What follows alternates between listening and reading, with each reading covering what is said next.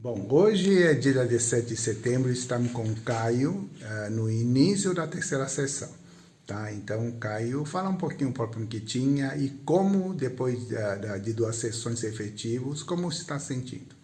Eu vim com muitas dores de bruxismo, cervical e escápula, também um pouco de refluxo, dor no estômago. E na terceira sessão agora, antes da terceira, eu já sinto que eu dei uma desinchada, emagreci um pouquinho, Ou seja, a fome diminuiu. diminuiu a fome. Isso. O estômago eu sinto que está muito mais tranquilo, né? Não sinto tanta dor. E as dores estão todas um pouco mais amenas, né?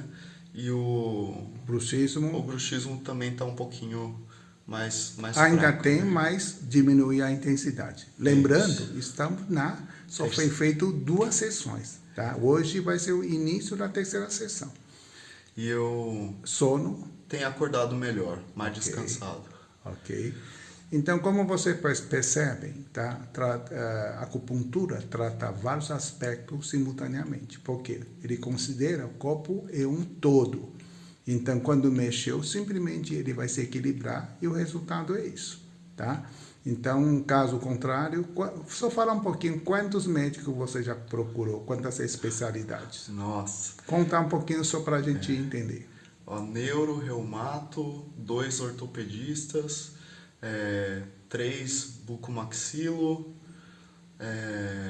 Quiropraxia. quiropraxia, osteopatia.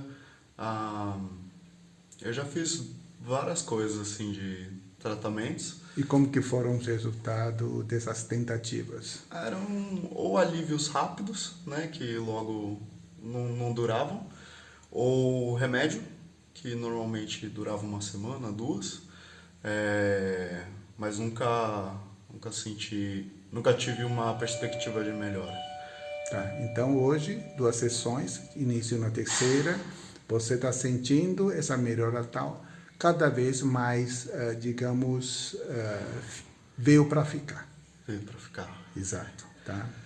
Tá? Então, só vamos continuar acompanhando e depois, quando ele chegar a um nível legal, aí já vou recomendar para ele começar a prática de Tai Chi, tá? No final, estamos falando de um sistema, tá?